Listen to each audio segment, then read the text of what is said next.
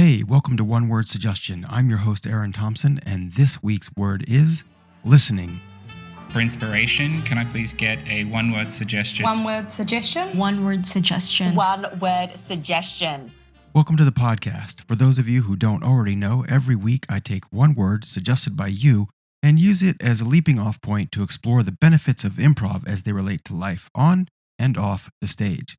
If you've been following along, then you know I already did one of these on listening, but I think it's such an important and overlooked skill, and because it keeps getting suggested, most recently by Asha, I decided to run with it again. If you missed it, you can check out part 1 in episode 3. In his book, Never Split the Difference, former FBI negotiator Chris Voss says something like, "Negotiation begins with the simple premise that all humans want to be accepted and understood. Choosing to be an active listener is the simplest yet most effective concession we can make to get there. By being active listeners, we demonstrate empathy and show a sincere desire to better understand what the other side would possibly experience. But you don't have to be a hostage negotiator to benefit from active listening. Just by being a better than average listener, people will like you a lot more. And I know this firsthand from experience. A few years ago, I was flying from New York to LA the day after a friend's bachelor party, or as we say in Australia, a bucks night, and I was massively hungover, and my only mission that morning was to get to the airport, get on the plane, and get to sleep. So there I am, seatbelt fastened, about to settle in for some shut-eye, when Mr. Talker plops down into the seat next to me, and I know you know exactly who I'm talking about. This guy wanted to chat as much as I wanted to sleep.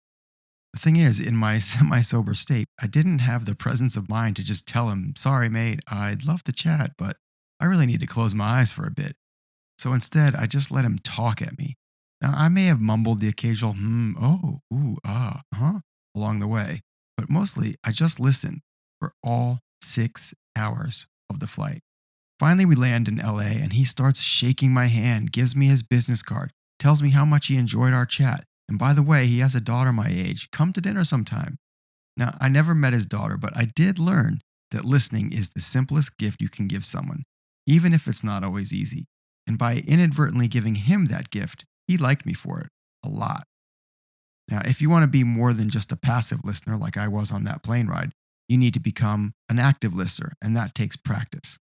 This means using more than just your ears. It means facing the person you're listening to, using body language and posture, eye contact, all with an intention to understand. It may sound easy, but it takes practice, and improv training is a great place to get it.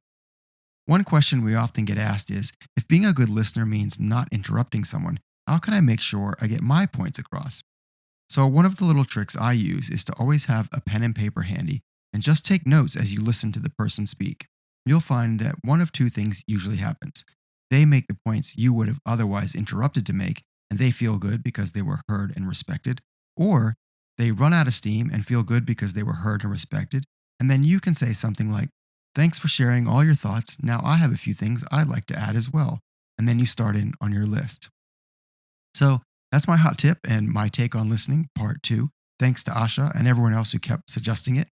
If you want to suggest a word for next week or add your perspective, drop me a note in the comments, or better yet, write a review and include your word there. I'm making one of these every week for a year, so definitely subscribe, like, share, and all that jazz.